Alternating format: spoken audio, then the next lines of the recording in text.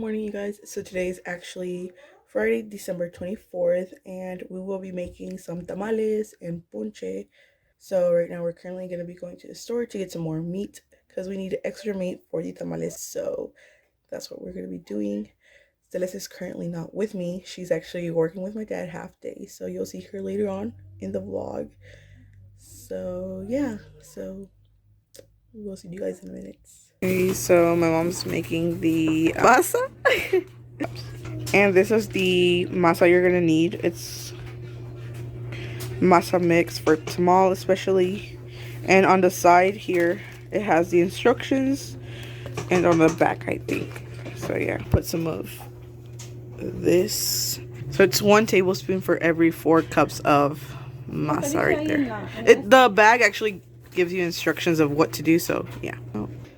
And then this is the corn husk that you use to put the masa for the tamal.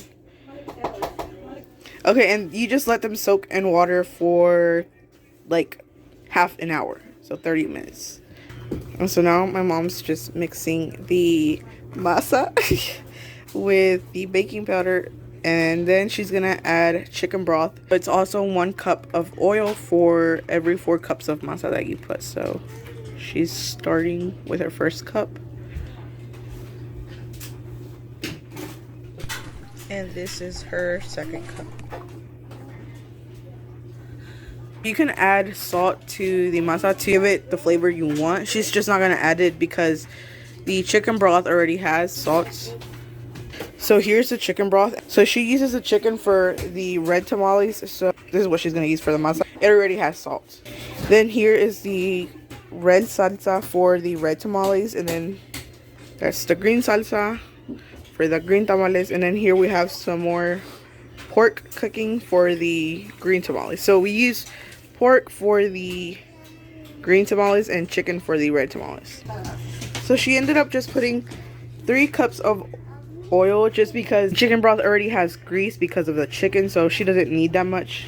So you just add chicken broth, and so you can mix with your hand, but right now it's hot, so she's mixing it with a spoon. And you just keep adding chicken broth until the masa doesn't stick to your hand and your hand comes out clean after mixing it. As you guys can see here, my mom is just adding some chicken broth and mixing the masa with the chicken broth. She brings all the masa from outward inwards to make sure everything is mixed well. And make sure your hands are clean before you mix it, because not only you're going to be eating it, but other people are too. I'm going to switch to my camera so you guys can see when we put masa on the corn husk to officially make the tamal. Now she's just adding salt because my mom said she thinks it needs a little bit more flavor. And you could try it, like you'll smell it when you're doing it and you'll want to eat it because it smells so good. So yeah, and she's just gonna mix it again. And as you can see, the masa's on her hand, and you're trying to get to the point where the masa doesn't stick to your hand anymore, and that's when your masa is gonna be ready.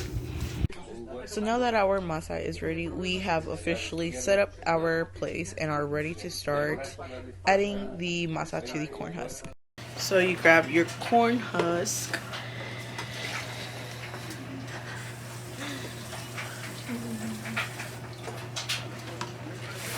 I'm not an expert yet.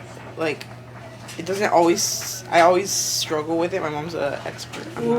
So you add with a spoon, you grab some masa and you go like that. You try to put it all over this, so you could put some salsa and meat in the middle. So if it doesn't stick like mine, it's because your corn husk is wet and mine was wet, so that's why it's struggling to stick. So you want to make sure it's dry. I mean, it doesn't matter, but you're just gonna struggle a little bit more. See, she has it done. My mom's gonna have like 20 of them ready, and I'm gonna be on my first one. I'm still on the same one. Okay. So you see, you put your salsa first, and then the meat, and a little bit more of salsa on the top, and then you fold it. And ta-da! We want to have this video up for New Year's, before New Year's, so you guys have an idea of what you can do for New Year's. I love New Year's. I don't know about y'all. I love New Year's. I'm still on the same one. My mom already has 2 and she's on her 3rd. Okay, so see, this is mine. You don't want it too thin, but nor too thick, so you can see. So you can see the middle is heavy. Like my mom's. Okay. So it always ends up me being the one who makes really thick tamales. Y esos son para mí. Es que como dice mi papá, hazlos, ¿cómo dices? Como para ti. Hazlos como si fueran para ti. So I like a lot of masita, a lot of carnita, and a lot of salsa, so I do it like that. So basically do them like if they were for you. Do them with a lot of love. And then we're going to put salsa on here. So here.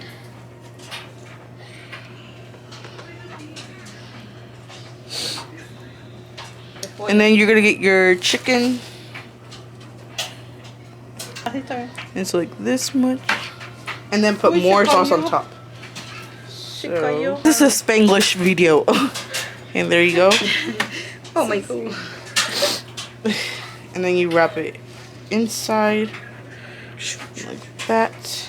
And then you fold the bottom like this. Primer tamal. And that's how you line them up like that.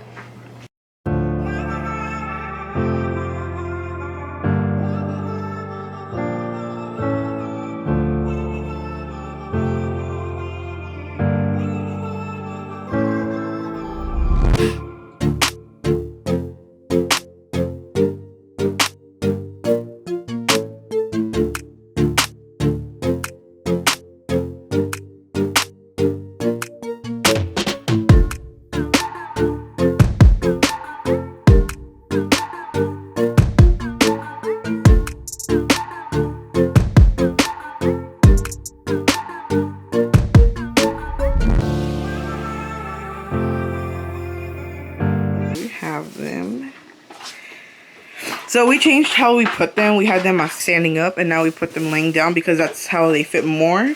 And these that are tied, they have pork skin. So that's why, because not everybody likes the pork skin. Only my dad, so we tie those. So we're gonna make a fruit punch, a Mexican fruit punch, and you're gonna add some tejocotes, which are the little balls right there, and you're gonna put 1 little stick of cinnamon. Now we're gonna put in sugar cane, peeled sugar cane. You can put in however much you want. Then you let it boil on high for 30 minutes. And then you just put some more corn husk. You can just put the small pieces that you have left so it can keep the heat. You can also put a bag like that open on top. Ya está. So it keeps the heat more, or you could just put the top one. Okay, yeah.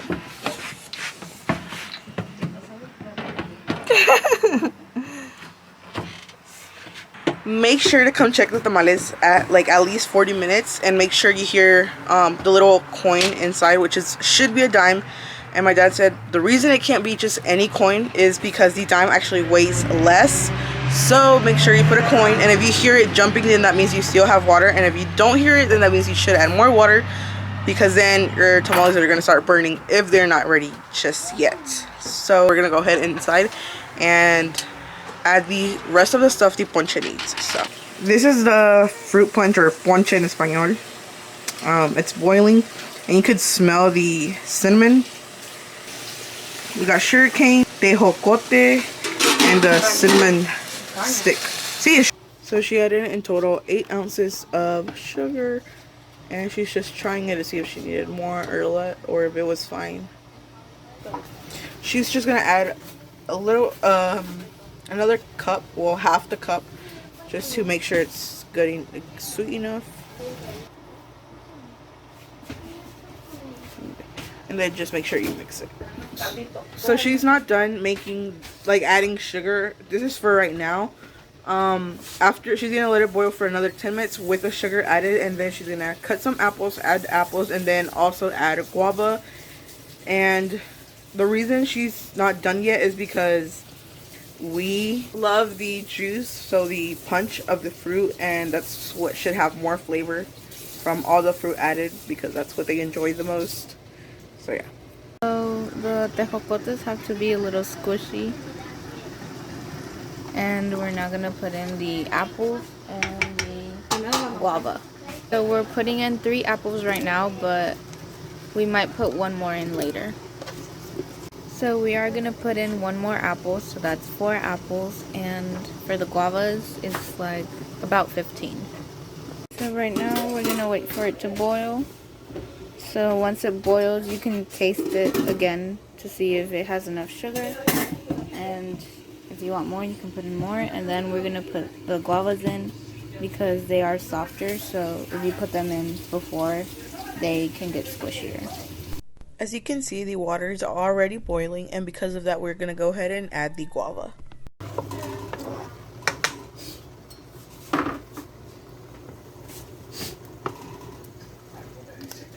We're gonna put in some prunes, if y'all like them or not. Y'all can put however many y'all want. We're gonna put more water in. Y'all can taste test it to see if it has enough sugar in it. So we're putting in more sugar. Be sure to use Gala apples. They come out the best in this type of fruit punch or ponche. And after adding the apples and the guava, you just let it boil and get the flavor of the fruits and become sweet, and then you're done. So my mom says the signal that tells you that the ponche should be done is that the apples should start kind of like breaking apart, and that's when it should be done. The reason being is because then all the fruit will start like breaking apart, and you don't want a mess. You want the fruit in its full form so you can enjoy it with the juice. So that's your little signal that the fruit punch is ready. The apple starts breaking apart. And then you just want to make sure if you need more sugar or if it's good, and if it's good, then your ponche is done and you can go ahead and enjoy it with the tamales. I wanted to show you guys real quick how it should sound when it has water.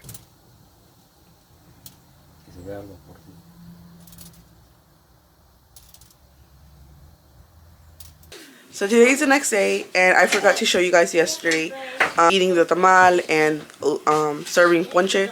So I'll just show you today, but we eat them different the next day. We put them on a pan, and like you don't fry them or nothing. You just put them on a pan and let them warm up, and you just get like a crispy taste. It's super good. So I'm gonna show you.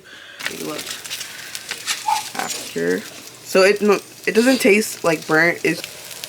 And you just check it and you flip them like that. Nothing major, that's just how we eat them the next day, and I'll show you guys the ponche. So that's what I'm gonna drink for today in the morning. I'm super tired, but it's currently 10 in the morning, something like that. Okay, so we're gonna try the tamales.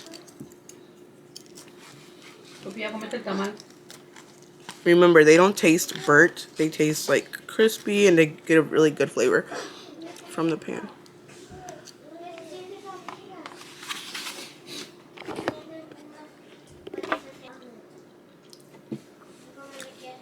They're super good. And then your drink.